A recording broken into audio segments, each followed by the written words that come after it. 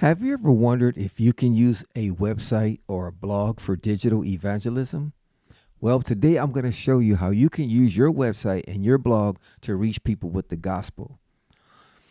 Let's talk about digital evangelism, how technology is transforming the way we share the gospel in the 21st century. Um, Let me go ahead and go to the next slide here. See, it's like this. Blogs are modern day ministry letters. You can look at it like that. Okay. Just as Paul's epistles reached the early church, your blog reaches today's seekers, skeptics, and saints. The platform is different, but the power of written ministry endures. Okay. So I want to show something to you. Check this out. Why is digital ministry important? Why does it matter? Why should your church have a blog? Why should your church even have a website? Is it just so we can put announcements on the church website and let the church know what's going on? That's part of it. But did you know your website can be an evangelistic tool? That's right. You can use your website to bring people to church. Check these statistics out. Look, let me show you. Google is the new front door. Let me make this a little bit larger. Hold on. Google is the new front door. Before visitors step into your sanctuary, they search online.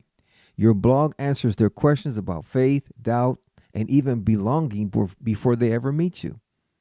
Number two, you reach them where they live. Reach them where they live. People spend, listen to this, 7 hours daily on digital devices. Meeting them in their digital spaces isn't compromise, it's compassionate outreach. You want to go fishing where the fish are at, right? Like, remember back in the day, you pass out flyers, you go to the club or you go to the party or you go over here. You went where you wanted to reach people. Well, today people are online. Social media, they're online, okay? Next thing is break geographic barriers. When you have a blog, not only is Google the new front door, because when you write a blog, it can rank in Google. Not only do you reach people where they're at, but you break barriers. Your message no longer stops at your zip code. When you write a blog or you establish a website, your message no longer stops at your zip code. One blog post can impact someone across the country or around the world who needs hope today. One blog, because every blog you write can be optimized for a different keyword. I see many church websites, they look nice and they look cool and they have a lot of good information for the church. But did you know your church can be an evangelistic tool? And one of the ways to set it up as an evangelistic tool is to add a blog to your website. Because every blog you write can be optimized for a different keyword. And I like to look at it like this. Jesus told us to be fishers of men, right? You can use your blog to be fishers of men. Every blog you write is like a different fishing line in the ocean. That's right. Every blog you write can be optimized for a different keyword. Not only church keywords, but evangelistic keywords too, such as how to find a free rehab or how to find a rehab. That's an evangelistic keyword. Now, you also have keywords that people type in that may be looking for a church, how to find a church near me, where to find the church. That's cool, and you can write blogs about that. But you can also write blogs on topics that people who may be unsaved are searching, and you can reach them with the gospel. That's powerful. All right, let's go to the next one. Real impact by the numbers. Let me make this a little bit bigger. I want to show you something here. And let me get out the way. 77% of people search first. Before, people would maybe just come to church, or maybe, a flyer would bring them to church, or word of mouth would bring them to church. But nowadays, percentage of people who research a church online before visiting in person is 77%. 77%. Wow. 8 billion searches a day. Did you know Google gets over 8 billion searches a day? 8 billion. Many asking questions only the gospel can answer. Now check this statistic out. Look at this. 10 times extended reach. Average blog readers compared to weekly worship attendance for churches with active blogs. So when your church has an active blog, you get 10 times more reach. Now let me explain it to you. if a church, say, has 150 people attending on a Sunday, right? A Sunday service, but their blog averages 600 readers a week or a month, okay? That means their digital reach is 4 times larger than their physical attendance. Let me say that again. If a church, say, has 150 people attending service, Sunday service, 150 people, but their blog averages 600 readers a month,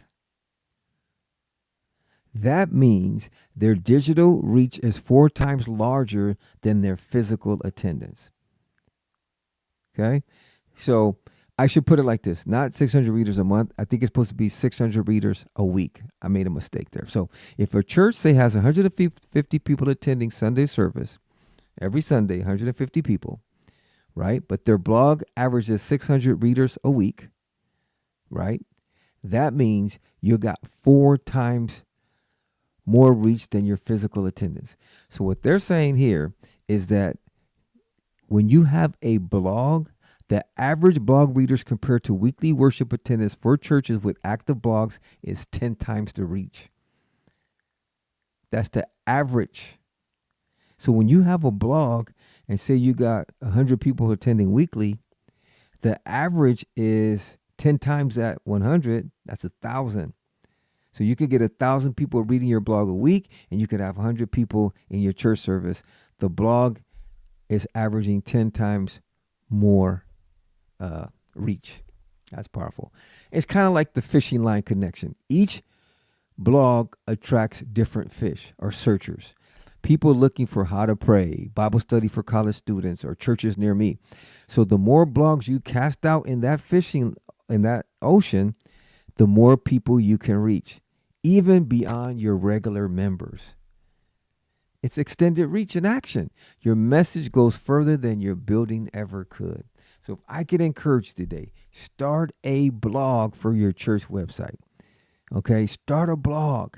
If you don't know how to start a blog, type it in the comments section. Help me start a blog, and I can do a video for you on how to add a blog to your church website. Okay, I do WordPress. So if you have a WordPress website and you want to add a blog to it, hit your boy up. All right. And also, if you have any other questions, any general questions, go ahead and drop them in the comments section. All right, we're getting ready to wrap this thing up. Getting started with your digital ministry. Let me go ahead and make this a little bigger. All right, let's talk about how to get started with your digital ministry. First of all, you want to start simple. Begin with one blog post per week addressing common questions your congregation asks, or maybe people ask. Okay, now you might say, Pastor Dre, I don't like to write content. I'm not really a writer. I got a pro tip for you. What you can do is ask your pastor for his or her sermon notes, because they're preaching every week on a Sunday, right? Unless you have a guest speaker or someone, you probably have a sermon every Sunday at your church, right? You can ask the speaker for their sermon notes, and you can upload that as a blog. So there you go. You have a blog a week. Now, what you can do is you can ask your pastor if he or she is okay with you changing the title of their sermon to a searched keyword in Google so people could find that blog when they search in Google. That's a pro tip right there. Now, you might have more than one service a week. You might have midweek service. You might have life groups in your church. Imagine you have 5 life groups, and you ask each life group leader to email you their notes for their teaching that week. That's another blog. That's 5 blogs. And if you want to take it to another level, you can ask the life group leader to take pictures every week, email you the pictures and the sermon notes. So now you got pictures to go along with the sermon, and you upload that as a blog. That's fire. And you optimize it for keywords that people are searching. Oh, come on. That's like more fishing lines in the ocean. So bottom line, start simple, 1 blog a week. Number 2, you want to know your audience. You want to write for seekers, for new believers, and those that are looking for answers online. Not only church members, Write for people that are looking for answers, because your blog can be an outreach tool. Yes, it can be an outreach tool. Okay, so I want to encourage you to do that. When you write your blog, excuse me, hold on.